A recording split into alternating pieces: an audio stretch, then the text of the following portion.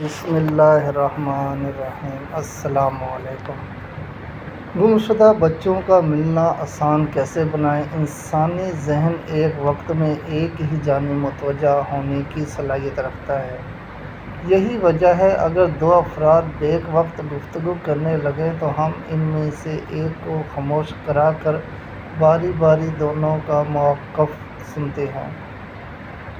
اگر دونوں افراد کو بولنے کی اجازت دی جائے اور کچھ دیر بعد انہیں چپ کرا کر کسی سامع سے پوچھا جائے کہ بتائیے ان دونوں نے کیا کہا، تو وہ دونوں کی پوری نہیں بلکہ ادھوری بات ہی بتا پائے گا، کیونکہ سنتے وقت ذہن کبھی ایک تو کبھی دوسرے کی بات کی جانب متوجہ ہوتا رہا۔ چنانچہ سننے والے نے دونوں کی گفتگو کا جو حصہ سنا ہوگا بس وہی حصہ بتا سکے گا۔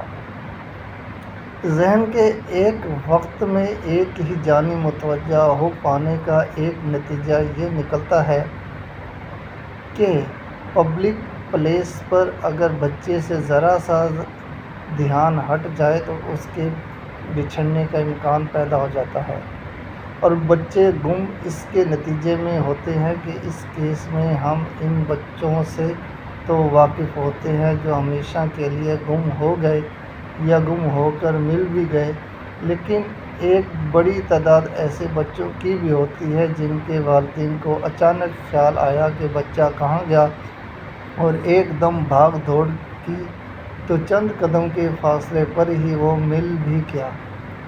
گویا بچوں کے بچھڑنے یا گم ہونے کا اندیشہ ہمارے مستقل مسائل میں سے ہے اور اس کے تدارک کا کوئی منظم حل نہیں سوچا جاتا۔ اگر آپ کسی سے حل کا پوچھیں بھی تو وہ بس یہی حل بتا پائے گا، بھائی احتیاط کیجیے۔ ہمارے خیال میں یہ ممکن ہی نہیں کہ انسانی ذہن کسی لمحے میں بچے سے ہٹ نہ جائے۔ یہ کوئی اختیاری نہیں بلکہ غیر اختیاری عمل ہے، سو ذہن تو بٹے گا اور بچے کے بچھڑنے کا امکان بھی موجود رہے گا۔ سیکھنے اور سمجھنے کی اصل چیز یہ ہے کہ بچے کے بچھڑنے کی صورت اس کا ملنا آسان کیسے بنایا جائے۔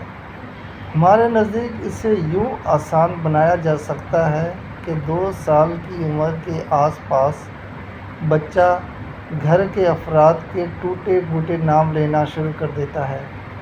عام طور پر والدین اسے فوراً اس سے منع کر دیتے ہیں۔ بالفرض علی نے عمر کو اس کے نام سے مخاطب کر دیا تو والدین کہتے ہیں نہیں بیٹا عمر نہیں بھائی جان کہو۔ ہمارے نزدیک یہ غلط ہے۔ بچے کو 1 سال تک جم کر یہ نام لینے دیجیے تاکہ گھر کے تمام افراد کے نام اچھی طرح اس کے ذہن میں بیٹھ بھی جائیں اور یہ ان ناموں کی مکمل اور بالکل واضح ادائیگی بھی سیکھ جائے۔ ہم نے اس معاملے میں روٹین یہ رکھی کہ پوتے کی اس ابتدائی عمر میں ہمیں اس کے ذریعے اپنے بڑے لڑکے کو بلوانا ہوا تو اپنے پوتے عمر عالم سے یہ نہیں کہتے کہ جاؤ اپنے بابا کو بلاؤ، بلکہ کہتے ہیں جاؤ صلاح الدین سے کہو کہ ابو بلا رہے ہیں، اور 2-2.5 برس کا وہ بچہ جا کر ان سے کہتا ہے ابو کہہ رہے ہیں صلاح الدین کو بلاؤ۔ یہی ہم نے دوسرے پوتے علی عالم کے ساتھ بھی کیا۔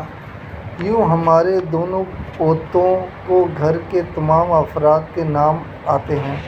سوال یہ ہے کہ کیا ایسا کرنا ضروری ہے؟ جواب ہے جی ہاں، یہ بہت زیادہ ضروری ہے، اور ضروری اس لیے ہے کہ جب خدا نخواستہ بچہ والدین سے پبلک پلیس پر بچھڑ جائے تو جنہیں ملتا ہے وہ پہلا سوال تو بچے سے یہ کرتے ہیں بیٹا آپ کا نام کیا ہے؟ وہ اپنا نام بتا دے تو اگلا سوال لازماً یہ ہوتا ہے بیٹا آپ کے ابو کا نام کیا ہے؟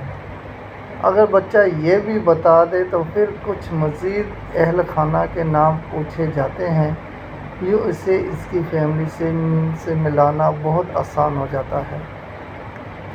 بالفرض محلے میں ہی ادھر ادھر ہوا ہو تو کئی افراد اس کے والد کے نام سے شناخت کر جاتے ہیں کہ کن کا بچہ ہے، لہٰذا جتنے زیادہ نام وہ بتا پائے گا اتنا ہی کام آسان ہو جائے گا۔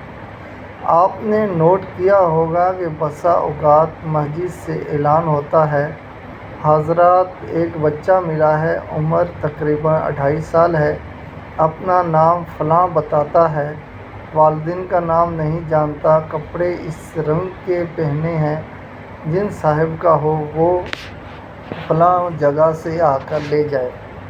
یہ نامکمل معلومات بچے نے اس لیے فراہم کی ہے کہ والدین نے اسے مکمل معلومات جمع کرنے سے روک دیا تھا۔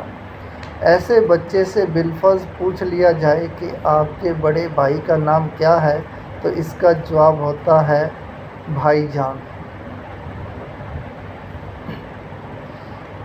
اب بھائی جان تو تقریباً ہر گھر میں ہی ہیں۔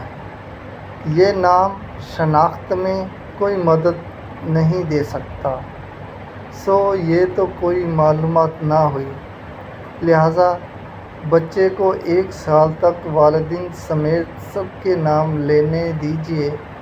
جب یہ نام سے اچھی طرح رٹ جائیں گے تو 3 سال کی عمر میں ہم اسے سمجھا دیں گے کہ بڑوں کے نام نہیں لیتے، والدین کو ابو، والدہ کو امی یا جو بھی آپ کہلوانا چاہتے ہیں بتا دیے جاتے ہیں، اور بچہ صرف 1 ہفتے میں اصل نام لینا ترک کر دیتا ہے۔ اللہ تعالی ہم سب کو اس پر عمل کرنے کی توفیق عطا فرمائے۔